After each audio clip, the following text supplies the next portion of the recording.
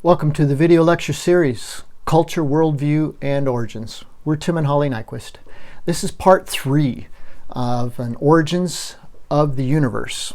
What we're looking at is the origin of the universe from a non-Western standpoint, Weltbild, and with biblical parameters. And we're using biblical parameters as understood and as interpreted by a non-Western standpoint. This is, again, we're Tim and Holly. If you'd like to communicate with us, we're at the Blogspot and doubleroadrover.com or at thn.academia@gmail.com. In today's part 3 we're looking at is the origin of the universe through the biblical record, and noting that it was created with a specific purpose. And that if something is created and has a creator, which the Hebrew parameters start with, the basic assumption is in the beginning God, and then created the heavens and the earth.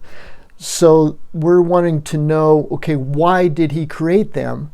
Why did he do this? What are they to serve? Now, if there is no God, and everything is a product of natural processes without any direction, without any intention, then we can't expect that there be any purpose for what's out there or for what's in here. If we are just a product of chance and of chemical mutations or processes, then there's no hope for a purpose. But if there is a creator and there has been created, then we want to know why. What are we to fulfill? What are we to expect?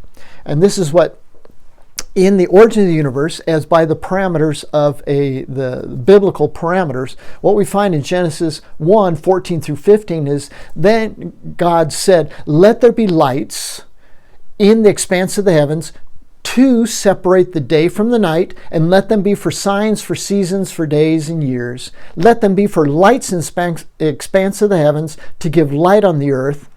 And it was so. So God commanded, and it happened.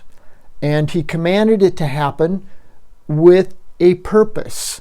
And that's what we're going to be looking at is, so what were the lights in the heaven created to do? If I create something, I should have a purpose for having done that. And this is what we find, is that there are stated purposes. What were they? So what were the lights in the heavens created to do? They were created to what? 1, separate the day from the night. Okay, that's kind of obvious, but on other planets, it's not so obvious a separation. Or if there is a separation, it's different intervals of time that would not fit life very well. So one is to have a day and a night, is that it's not just, we think that, well, maybe since sunlight is really good, it would be really good to have the most sunlight we can get. And it's kind of like, no, it's not that way with us, nor with the plant world, is that we need times of darkness for rest, and we need times of light to grow. So there is a need for separation. Number 2, let them be for signs. Okay, the Hebrews believed then that it was communicated to them that the heavens were created for signs. To give signs, to signal something, some event, or what was going on. Then it was for seasons. Okay, well, the earth is tilted at a degree that gives us seasons. And so as it passes around the sun and it orbits, and there's different seasons. So actually we can, the seasons change. There are seasons, and they do change, and so that's what one of the purpose was. And actually the agriculturalists agronomy needs seasons, needs different times of the year to do different things, which the majority of the cultures, and the Hebrew culture included, was an agrarian or a type of plant-based culture. So it's for seasons. And then it'd be for days and for years. So somehow the universe was created to mark days and to mark years. And then it says, let them be for lights in the expanse of the heavens to give light on the earth. Okay, so there in this verse, there is listed 5 different purposes that are included of why they were created. What are they to serve? And that they are not just a product of an explosion with nobody in mind or no purpose in mind, but that they were created by the will of God to serve a specific purpose. The first purpose we have, the first stated purpose, is separate the day from the night. Okay, that's, like I said, that is a good thing to have, because we cannot have just all daylight, all sunlight. But it says here, Genesis chapter 1, verse 14, part A, which means we're looking at Genesis chapter 1, verse 14, but we're looking at the first part of that verse. 14a says, then God said, let there be lights in the expanse of the heavens to separate the day from the night. And that was an important purpose. Here is why. I'm not stating all the sources. I have the sources documented, and I'm going to someday publish them when with all the sources included. But here it says, one researcher states, being exposed to regular patterns of light and dark regulates our circadian rhythm. Disruption of this rhythm may increase the risk of developing some health conditions, including obesity, diabetes, and breast cancer. Okay, so here's a researcher that believes that the circadian rhythm is very important to maintain. And what is circadian rhythm? The circadian rhythm is based on light and dark. And so it somehow influences the rhythm in the body. And when that rhythm is disrupted by too much light or too much dark, it can produce health conditions. And those health conditions include obesity, diabetes, and breast cancer.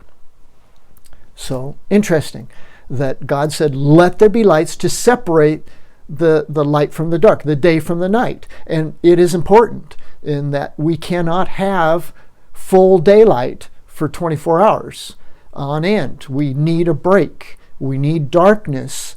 And somehow that darkness maintains our health. And that is a fascinating perspective.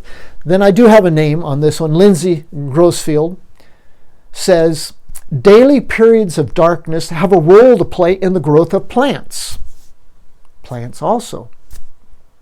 As all plants have a cellular biological clock called a circadian rhythm. Okay, so this goes into a little more explanation, which means that we also have a biological clock, and that clock, tick-tock, tick-tock, to keep it in rhythm needs light, dark, light, dark. And so it has here called circadian rhythm. Light and the absence of light trigger different processes in plant metabolism, growth, and behavior. Okay, so this is horticulturalist that is speaking about the necessity of light and dark in the plant world, and previously we had light and dark in the human world of that we need this separation of light and dark. So it may not have been such an obvious need that God separated the light from the dark. And it's kind of like, okay, yeah, so what? Well, there's a specific reason. Why? Because he also created the plants and people, animals, and everything in between to function off this clock. and they call it the circadian rhythm clock. Second stated purpose, let them be for signs. What can that be? Now we're at Genesis chapter 1, verse 14b, second part. It says, let them be for signs. Kind of like, wow, okay. Well, we have here in Luke. So what we have is an Old Testament Genesis reference, let them be for signs. And now we're going to the New Testament. In Luke, how does it talk about signs? Does it? Luke chapter 21, verses 25 through 27. There will be signs in sun, moon, and stars, and on the earth dismay among nations. In perplexity at the roaring of the sea and the waves, men fainting from fear and the expectation of things which are coming upon the world. What happens? Well, the tidal movement upon the earth is all influenced by the heavens, by the moon, by different rotations and orbits. And if the moon were to change its orbit, if it were to be closer, it would draw too hard on the tidal movement and everything would be flooded. Or if the moon were too far away, there would be no tidal movement and everything would die. It would be stagnant. So actually the signs in the heaven at this point indicate that there's going to be a change. There will be signs in sun, moon, and stars on the earth, and dismay among nations, in perplexity at the roaring of the sea. So somehow there's going to be a change in the influence of the moon upon the physical processes on earth. And what's that going to involve? I'm not sure. But it has been written that it will happen, and it is something that the nations will not be able to control and will not be able to counter. Just knowing that this is prophecy and it is the finger of God, which is showing the power and the purposes that he has created. Continuing to read on. For the powers of heavens will be shaken. We're reading on in Luke, continuing the passage. For the powers of the heavens will be shaken. Then they will see the Son of Man coming in a cloud with power and great glory. So what are the signs in the heavens? The sun, moon, and stars are going to be somehow reordered and changed. There's going to be an awakening call. There's going to be a change in tides, in tidal power. And what is that announcing? According to Luke, it is announcing, then they will see the Son of Man coming in a cloud with power and great glory. Who is the Son of Man? That is the Lord Jesus Christ. That is what's being preached. And who is the Lord Jesus Christ? He is the Creator who was in the beginning. And so what was created is created for a purpose, to announce the second coming of the Creator. Third stated purpose, for seasons. Genesis chapter 1, verse 14, part C, the third part. It says, and for seasons. Well, we know that we experience different seasons in that the seasons can be different. If you're in the southern hemisphere, there's less of a season. In the northern hemisphere, there's less of a season, more of a cold and more of a hot. And in between, you get more of pronounced the four seasons. So with the rotation of the earth, with the position of the moon, with the tilting of its axis, it does provide for different seasons. So there is a purpose that we are inclined at a certain degree angle to provide different seasons, so that there was a purpose for how it was created.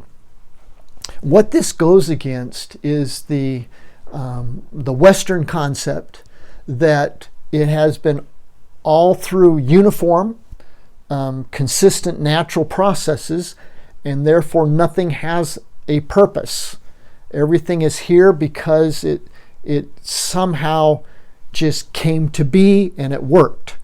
And but this goes against the non-Western concept, which the non-Western concept is an open system, which through that open system was communicated to them through revelation that there is a purpose for everything, and that everything was created, and it was created by a creator God, and he created it with purposes, and that he is announcing his purpose through the obedience of what he created is going to be going to be revealed, and something's going to happen to announce the second coming of his son.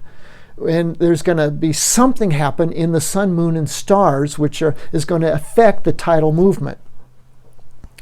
And that's going to announce that it's not a closed system, that it is an open system, and that the Creator is in complete control of it. Thanks again for joining, and this is a look at origin of the universe from a non-Western biblical parameter perspective. Again, if you'd like to communicate with us, those are the addresses, and love to hear from you. Thank you again for joining me.